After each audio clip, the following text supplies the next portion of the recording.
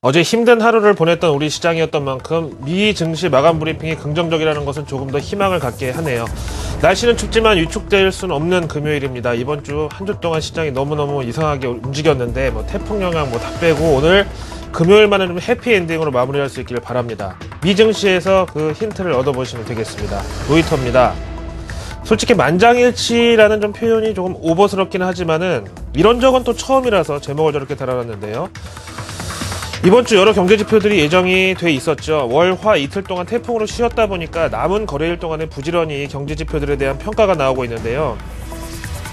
보시는 대로 월가 트레이더가 빵긋 웃고 있는 현지 거래소의 모습이 나와 있고요.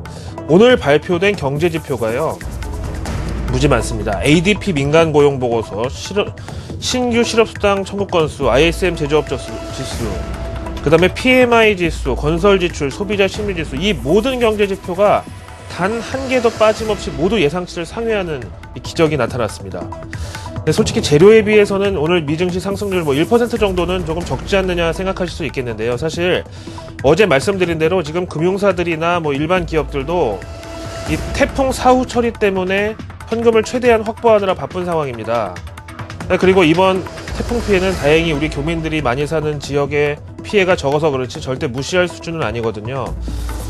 특히 이번 태풍이 정면으로 관통한 뉴욕주의 경우는 우리나라 대한민국보다도 땅덩어리가 크기 때문에 우리나라 경우 강원도에서 수해가 나도 저쪽 충청도나 영남권에서는 뉴스에서나 보고 아는 것처럼 이 상황이 심각한 지역은 지금 아직도 전기가 안 들어오고 언제 복구될지도 모르는 상황으로 심각하다고 그러네요. 어쨌든 이런 상황임에도 불구하고 앞에서 보신 대로 고용, 소비, 건설, 제조 등 전 업종의 경제지표가 모두 청신호가 켜진 오늘 같은 날, 이럴 때 또 주식 비중을 늘리지 않는다는 것은 거의 직무유기에 가까울 정도로 현지 투자자들에게 강력한 모멘텀이 됐다고 설명이 돼 있고요. 그래서 1% 상승도 충분히 의미가 있다는 말씀입니다. 우리 입장에서는 또 반가운 기술업종하고 금융업종의 상승률이 특히 컸다고 하니까 다행이죠. 그리고 오늘 밤에 대선을 4일 앞둔 시점에서 역사상 가장 중요한 고용지표라고 해도 과언이 아닌 미 정부의 공식 고용보고서가 대기하고 있는데요. 어제 미 경제지표들이 이게 웬일이야 하는 이 기대감이 담긴 물음표를 찍어줬다면 오늘 밤 고용지표가 확실한 느낌표를 찍어줄 것으로 보셔도 무방하겠습니다. 여기에 대한 전문가 의견하고 시황까지 곁들여서 한번 들어보실까요? 라자드 캐피탈인데요. 지금 증시는 지난 상황을 점검하는 차원에서 해석할 때 경제지표는 개선이 됐지만 기업 실적은 둔화한 이런 대조적인 상황을 한꺼번에 받아들이고 있다. 이런 연유로 인해서 이번 어닝 시즌은 여러 차례 시장에 조정이 있긴 했지만 지금 요즘 나오는 경제지표가 더 최신 결과고 기업 실적은 3분기 그러니까 7, 8, 9월달 이때가 들어있는 거기 때문에 투자자들을 고무시키는 효과는 경제지표가 더 클 것이고 오늘 밤 고용지표에도 이런 기대감이 다소 반영돼 있다라고 정리를 했습니다. 흔히들 할리데이 리스크라고 하죠. 오늘 우리나라 시장 마감하면 미국 고용지표 나온 다음에 대응을 할 수가 없기 때문에 미리 외국인들이 움직이는 걸 할리데이 리스크라고 하는데 오늘만큼은 할리데이 페이버 정도 미리 우리 증시에 외국인들이 기대감을 더해놓는 미리 좀 사주는 그런 움직임을 기대해봐도 나쁘지 않겠습니다. 그 이유는 포브스지를 보시죠. 고용보고서 프리뷰, 미리 보기 이렇게 표현하죠. 서프라이즈 가능성이 있다고 나왔습니다. 먼저 이 일기예보격의 앞에 고용지표 하나를 떠올려 보시면은 솔직히 ADP 민간 고용보고서는 최근에 조금 엇박자가 많았던 것도 사실이지만은 보통 미 공식 고용보고서 발표를 이틀 앞두고 나온다는 차원에서 관심이 큰데요. 근데 이 ADP가 보니까 전월 대비 2배 가까운 민간 고용 증가를 기록하면서 오늘 밤에 정부 공식 고용보고서에서도 서프라이즈가 나오지 않을까 하는 컬럼 내용입니다. 이 서프라이즈라는 것은 항상 예상을 뒤집을 때 나오는 건데요. 일단 현재 전망치는 비농업 고용 12만 5천 건 증가로 그다지 높지 않은 기대치고요. 다음에 실업률은 전월에 갑자기 0.5% 정도 떨어졌었기 때문에 이게 너무 급락했으니까 조금 반등할 수가 있다. 그래서 이번에는 전월에 비해서 0.1% 오른 7.9% 정도가 예상되고 있습니다. 이에 대한 전문가 의견 들어보시죠. 고용 동향에 있어서는 그동안의 예상 추세를 상회하려는 움직임이 속속 나타나고 있다. 그렇다고 해서 오늘 밤 고용보고서도 예상치를 반드시 상회할 것이라고 확신할 수는 없다는 전형적인 애널리스트스러운 코멘트인데 그럼에도 불구하고 이번에 이 기업들 실적들을 보면은 대기업이 비록 고용 증가에 큰 기여를 하지 못했을 것으로 실적도 별로 좋지 않았기 때문에. 하지만 중소기업들 위주로 고용 증가를 기대해도 좋을 상황이다.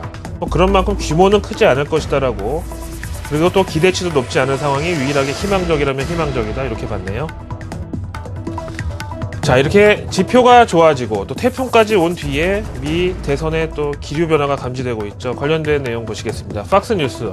이번 대선 관련해서 가장 시청률이 높게 나오는 방송사로 떠올랐다고 하죠. 팍스 보시면은요, 미국에는요 조기 투표라는 게 있는데요, 우리나라로 치면은 뭐 일종의 부재자 선거라고 할까, 이렇게 선거 당일날 뭔가 일이 있어서 안 되는 사람이 미리 투표할 수 있는 그런 시스템이 있는데요, 이미 미국 전역에서 1,900만 명 정도가 조기 투표에 참여를 했는데, 여기서 민주당이 그리고 오바마가 우세한 것으로 오늘자 팍스뉴스 보도가 나왔습니다. 참, 이 태풍 직전까지만 해도 롬니의 추격전이 돋보였었는데, 어디서 갑자기 날라온 태풍 샌디 이후에 오늘 경제지표도 그렇고 다시 오바마가 판세를 장악하는 듯한 이런 정황이 여기저기서 나오고 있죠. 그래서 오늘 미국 기술업종 선전은 뭐 당연히 많이 빠진 만큼 반등했다고도 볼 수 있고, 또 오바마의 이런 당선 가능성에 반응을 했다고 볼 수 있고, 또 금융업종도 규제를 완전히 뭐 폐지해주겠다는 롬니보다는 이제 양적 완화를 유지해줄 가능성이 높은 오바마한테 또 반응한 것으로 또 여러 가지 해석이 가능합니다. 자, 그럼 현실적으로 지금 미국의 기류 변화는 또 어떤지 언론사 쪽의 좀 움직임을 보실 텐데요. 데일리 비아컨 컬럼 내용입니다. 제목이 좀 생소하다고 느끼실 수가 있어요. 왜냐하면은 우리나라 경우에는 사실상 이렇게 언론사의 특정 후보 공개 지지라는 게 금기시되는 일이기 때문이죠.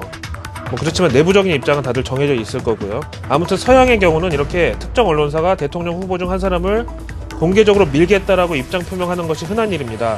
현지 컬럼을 보니까 정리를 해놨네요.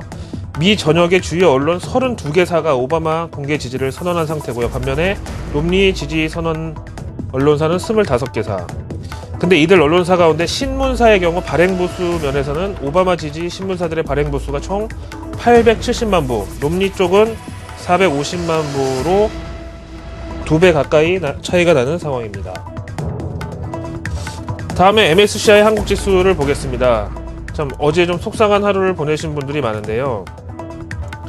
이 외국인들의 투심에 대해서 좀 설명을 드리면은요, 이번 태풍 피해가 미국에 컸기 때문에 이게 외국인 투자자들이 우리 증시에서 뭐 현금 확보에 나선다 그러면 차라리 이해가 되겠는데, 어제는 또 오히려 반대로 국내 기관들이 현금 확보에 혈안이 되면서 오히려 외국인들이 이를 적감해서 찬스로 활용하는 해프닝이 벌어졌었죠.